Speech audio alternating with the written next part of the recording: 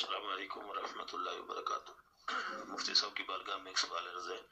हजूर एक गधा है और वो उसके गलमन टांगे टूट गई थी, तो उसके मालिक ने उसको उठा के ना एक वीरान जगह पे फेंक दिया है धूप में। अब ना उसको वो चारा डालता है, ना उसको वो पानी पिलाता है। मतलब बस वो मौत के इंतजार में ना वो गधा बेचारा ऐसे ही भूखा प्यासा वहाँ पे बैठा रहता है। तो काफ़ी तकलीफ में भी है, तो जानदार चीज़ है। तो मैंने फिर दोस्त से कहा कि इसको ना सुबह शाम पानी पिला दिया करें, लेकिन चारा कोई नहीं डालता उसको, ना वो चल सकता है। तो इसके बारे में शरई हुक्म क्या होगा हजूर? ऐसे जानवर को मतलब जिनका था उन्होंने तो उसको फेंक दिया कि ठीक है वहाँ मर जाएगा, नहर है, नहर के एक वीरान जगह है वहाँ फेंक दिया उन्होंने। तो अब इसका शरई हुक्म क्या होगा हजूर? ऐसे जानवर को मार दिया जाए या ज़िबा कर दिया जाए, चूड़ी फेंक दी जाए उसके गले पे, या क्या होगा? क्योंकि बहुत ज़्यादा अजियत में अब बेचारा वो भूखा प्यासा वहाँ बैठा रहता है, ना उसको कोई चारा डालता है, ना उसको पानी पिलाता है। इसके बारे में शरन हुक्म फरमाइएगा हजूर। अस्सलाम वालेकुम वरहमतुल्लाहि वबरकातुहू। वालेकुम अस्सलाम रहमतुल्लाहि वबरकातुहू। भाई आपने सवाल किया कि आपके इलाके में किसी ने गधा छोड़ दिया है, वो अब काम काज के काबिल नहीं है, तो उन्होंने नहर के किनारे उसे छोड़ दिया, टांगों से वो मजबूर हो चुका है। तो अब उसके लिए शरई हुक्म क्या है? क्या उसे मार दिया जाए या ज़बह कर दिया जाए? जी, ये हमारे माशरे की बहुत बड़ी बेहिसी है।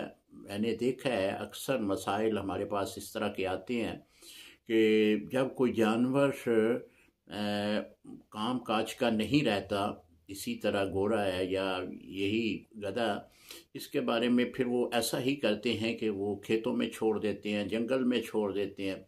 फिर उसके ज़ख़म होते हैं, जिस्म के ऊपर ज़ख़म है। फिर जिस तरह आप फरमा रहे हैं कि वो लंगड़ापन है, उसमें टांगें उसकी काम नहीं कर रही, ये सब कुछ जो है उसके मालिक को इसकी क़यामत के दिन पूछ होगी।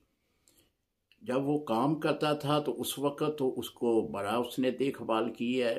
अब वो काम काज के काबिल नहीं रहा तो उसने इसके साथ ऐसा सलूक कर दिया है, तो इसका तो क़यामत के दिन ये जवाबदेह होगा और शदीद पकड़ में आएगा। क्योंकि जानवर के साथ इस तरह का बिहेव करना, इस तरह का सलूक करना, इस्लाम इसकी इजाज़त नहीं देता। अगर वो भूखा प्यासा वहाँ पे मर जाए तो क़यामत के दिन इसके मालिक की शदीद पकड़ होगी, जिस तरह के अहादीस से साबित है।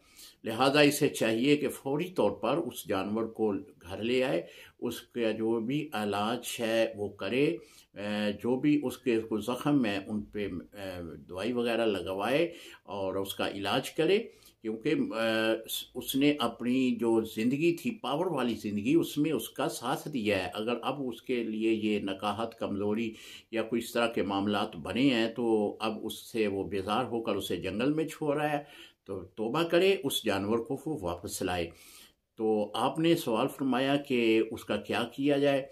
जी, अगर बिल्कुल वो ज़िंदगी मौत की कशमकश में है कि सही उनके होने के चांस बिल्कुल ही नहीं है, और आप देख रहे हैं कि उसकी तकलीफ़ में दिन ब दिन इजाफ़ा हो रहा है, वो इलाज करने के बाद भी उसका ठीक होना नामुमकिन है, तो फिर इस सूरत में उसे ज़बह कर दिया जाए।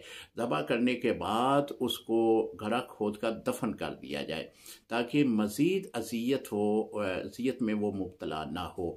अगर जानवरों के ऊपर हम रहम करते हैं तो कल क़यामत को अल्लाह करीम हम पे रहम फरमाएगा।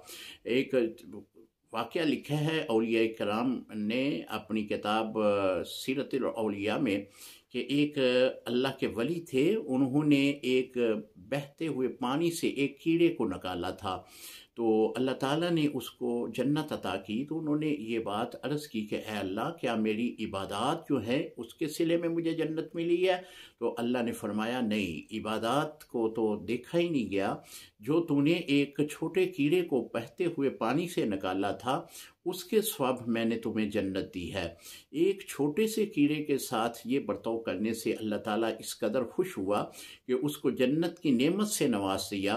तो एक जानवर जो उसकी खिदमत में मगन रहा, जिसने अपने ऊपर बोझ उठाया, जिसने अपने मालिक को वो खाना वगैरह के सामान जो हैं वो कमाने का एक ज़रिया पेश किया, तो फिर उसके साथ इस तरह का सलूक करना ये बहुत बड़ा शदीद गुनाह है, शदीद पकड़ में आएगा।